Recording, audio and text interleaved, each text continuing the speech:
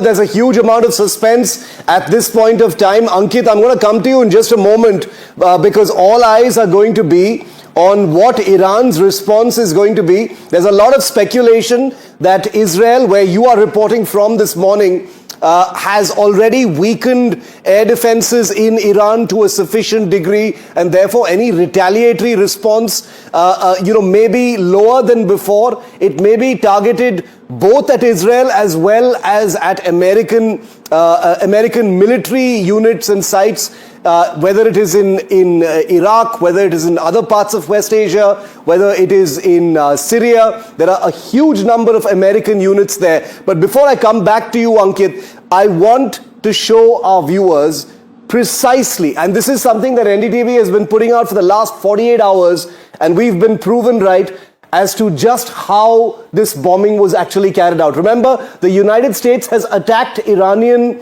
entities in the past, but this is historic because what has happened today is the first ever American airstrike on Iran, ever. There has never been an airstrike of this kind, and they were conducted by B-2 Spirit stealth bombers. These are the Rolls-Royce of stealth aircraft as far as the United States strategic forces are concerned, and these aircraft are virtually invisible to radar. Now, there were two fleets of B-2s, one that came westward across the Pacific, the other that apparently came secretly from the east, and it is understood that it was the latter that conducted these strikes. The B-2 stealth bombers, they cost nearly $2 billion a piece. There are only 19 in existence. They have very, very reduced radar signatures, which would anyway not be compromised because the Iran air defenses have been sufficiently weakened already.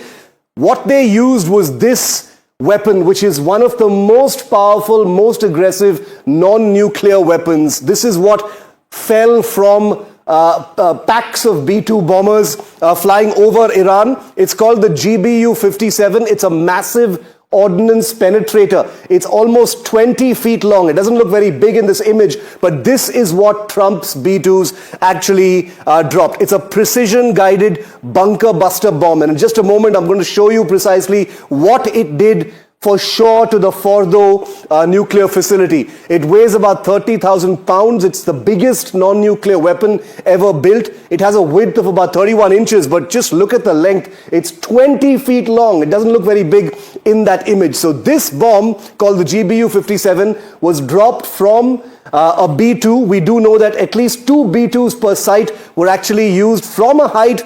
These bombs are dropped. They drop under gravity at extreme velocity using different kinds of navigation and targeting. They are made from performance steel alloys, which are extremely strong, and you'll know why in a moment that they need to be constructed with such strength, because they have to penetrate up to 60 to 70 meters into the earth, and this is what happened very likely at the Fordow facility. 200 feet, that's 61 meters, the Fordow nuclear site, which contains not just a crust of earth, but huge number, like a large width of reinforced concrete. And it is under all that, about 200 feet of concrete, that you have the Fordow nuclear facility, where you've got the site entities, the computers, the nuclear enrichment site, etc. What this basically does, this bomb basically does, is penetrate all the way down to 200 feet, and only then does it detonate. 30,000 pounds worth of warhead on it. It is very, very accurate because it is GPS and inertial navigation system guided, and therefore, as Trump just announced, these bombs dropped from B-2s, even though he didn't take the names of the specific weaponry used, carrying 2,267 kilograms. Just picture that for a moment. 2.2 tons of explosive material.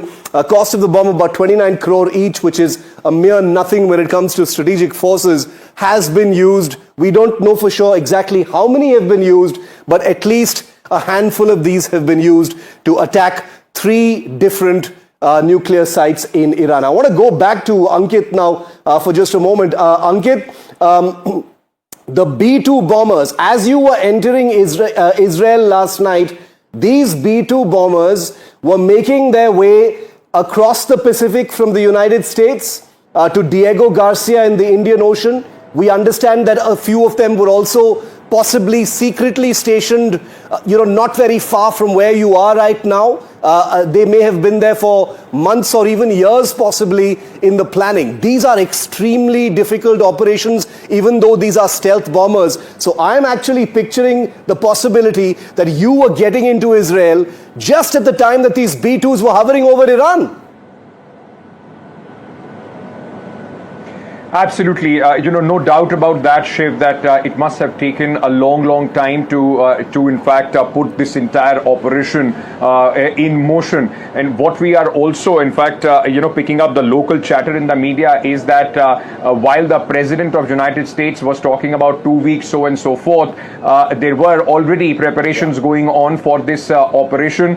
Israel was quite convinced that the United States is going to, in fact, step up, their operation as far as the Iranian nuclear facilities are concerned. And like you mentioned, initially all those air raids which were carried out, the missiles which were launched, or the attacks which were carried out by Israel were also to test, in fact, the air defense systems of Iran. And the United States jumped in at a very important, crucial time while attacking, in fact, these sites. Remember, Israel had also yesterday said that Isfahan nuclear site was attacked by the Israeli Defense Forces, but the question that people were asking at that point of time was because Israel does not have this kind of bunker busters, Shiv, as you described them just a short while back. The impact of this has only been on the surface, because all these nuclear sites are hundreds of feet underground, and hence the United States jumping in and with these 3 strikes at 3 critical nuclear bases as far as Iran is concerned, sites that Iran calls are being used for civilian and energy purposes, only escalates matters from here. Yesterday as well, we had seen Israel announcing that the commander of the Quds forces in Iran has been in fact killed, and now with all these strikes as well, there is anticipation that Iran is going to retaliate, but a heightened sense of preparedness as we speak in Israel. Okay, Ankit, I'm going to come back to you in just a moment. I want to play out for our viewers in just a second what Benjamin Netanyahu, the Prime Minister of Israel, where Ankit is reporting from, has just said. Listen to his words very carefully, and I want to quickly draw our attention also to these pictures from the Situation Room. Well, pretty much the war room in the United States, where Trump and his senior military brass and advisors were basically watching the execution of what is a historic and unprecedented airstrike by the United States on Iran. Hopefully we'll get some screens of what they were looking at later in the day, but these are publicly released pictures by the White House of President Trump and his top team watching the bombing of Iran.